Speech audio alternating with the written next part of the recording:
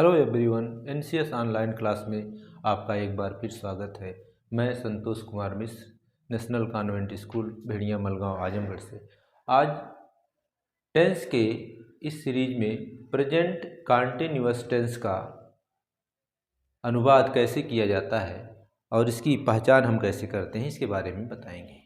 सबसे पहले जानते हैं प्रेजेंट कॉन्टिन्यूअस टेंस को हिंदी में प्रगतिशील वर्तमान काल या लगातार वर्तमान काल कहते हैं। वर्तमान काल में कोई कार्य अगर हो रहा है, लगातार जारी है, पूरा नहीं हुआ है, अभी हो रहा है, तो इसको हम प्रेजेंट कॉन्टिन्यूअस टेंस कहते हैं। प्रेजेंट कॉन्टिन्यूअस की पहचान मैंने लिखा यहाँ। इस टेंस के हिंदी वाक्य के क्रिया के अंत में, क्रिया के बाद रहा है, रही है, रहे हैं, रहा हूँ आदि शब्द होता है।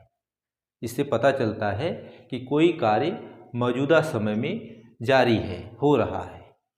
जैसे वह स्कूल जा रहा है, स्कूल जा रहा है, अभी पहुंचा नहीं है, अभी स्कूल जाने का कार्यक्रम उसका चल रहा है।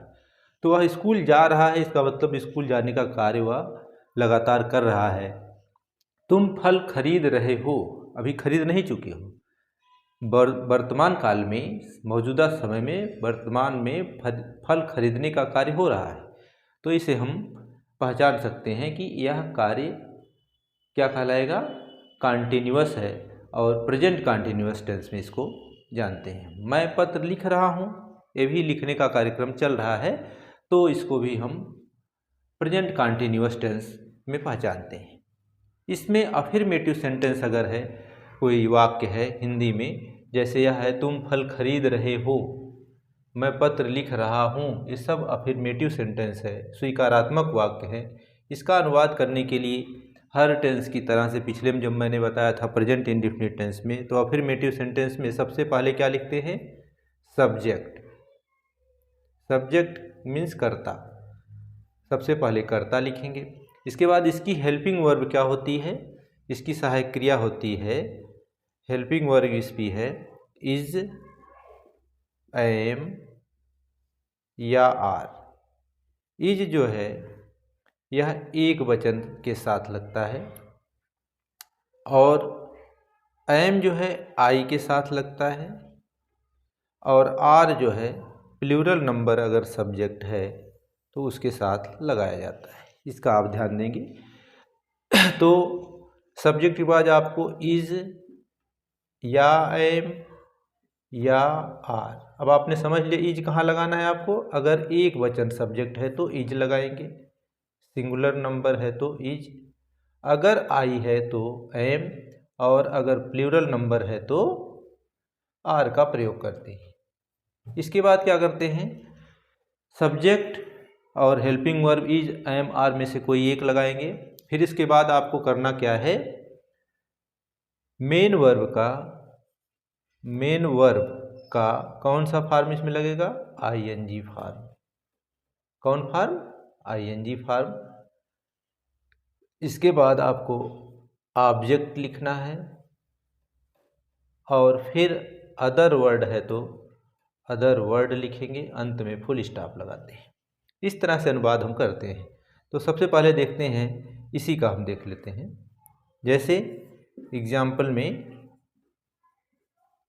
एग्जाम्पल के लिए मैंने इसी को ले लिया है। वह स्कूल जा रहा है, वह स्कूल जा रहा है, वह स्कूल जा रहा है। अब इसमें हम देखते हैं कि सब्जेक्ट क्या है, वह, ही मीन्स वह। अब इसमें ही क्या है, एक वचन है, तो एक वचन के साथ क्या लगाते हैं, इज, ही इज। इसके बाद आपको इज एम आर में से एक लगा दिया आपने। अब मेन वर्ब देखना है, वर्ब क्या है, जाना।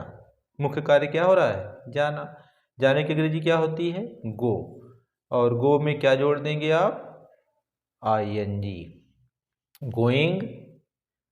फिर इसके बाद कहाँ जा रहा है, टू स्कूल, ये अदर वर्ड में हो जाएगा।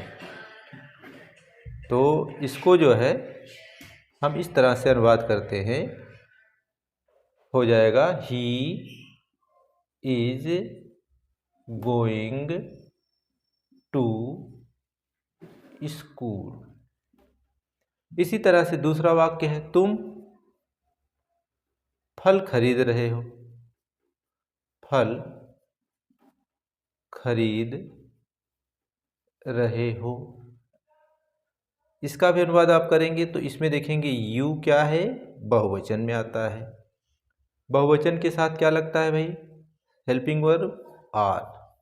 यू आर, और मेन वर्ब इसका क्या है, खरीदना। बाई मीन्स खरीदना, तो इसका आईएनजी फॉर्म क्या हो जाएगा, buying. You are buying the fruit. You are buying the fruit. मैं पत्र लिख रहा हूं।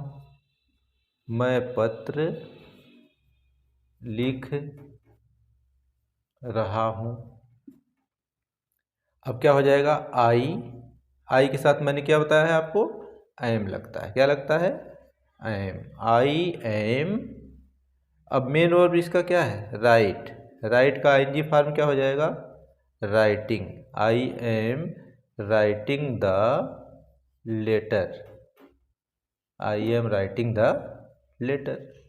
तो इस तरह से आप बहुत से सेंटेंस का अनुवाद करते हैं। जैसे भी इसमें अगर ऑब्जेक्ट किसी में नहीं दिया है, वह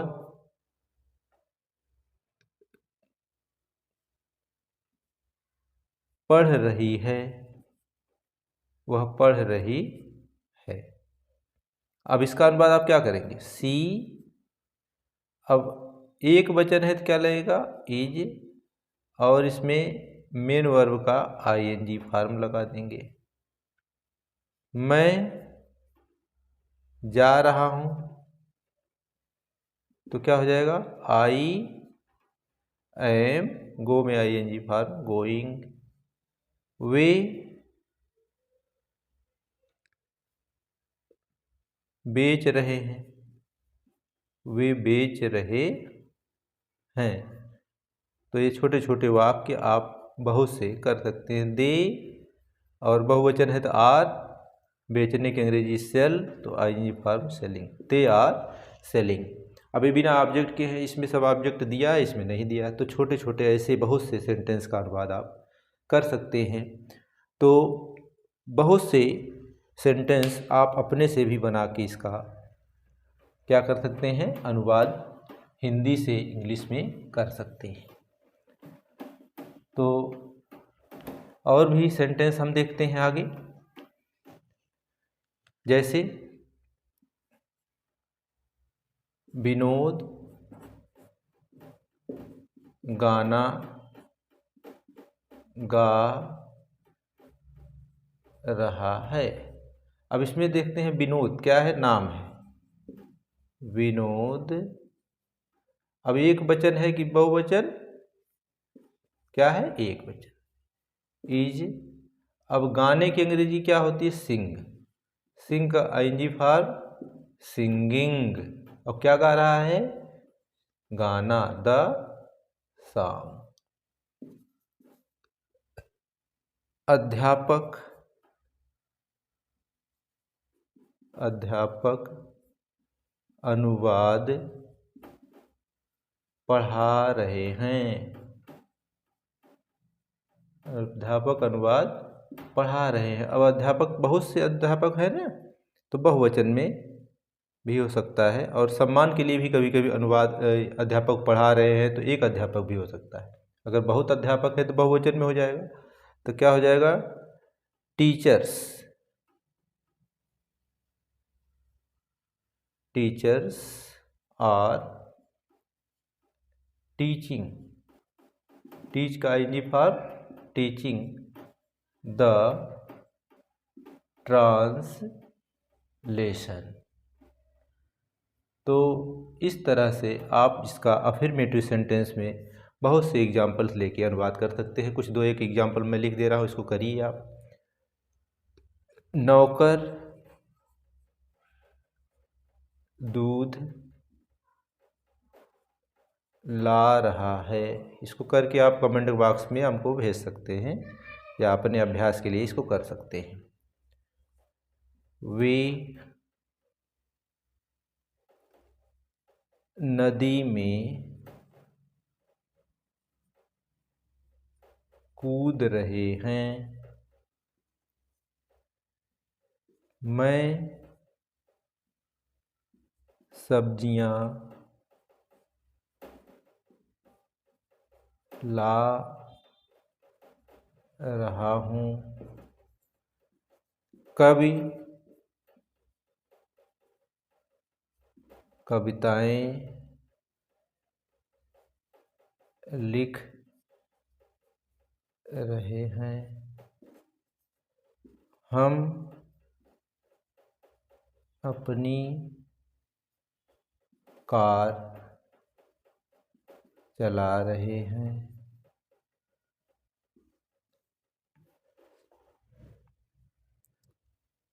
दुकानदार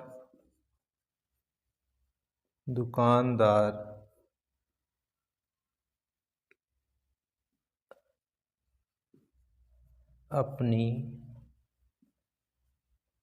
दुकान पर मसाले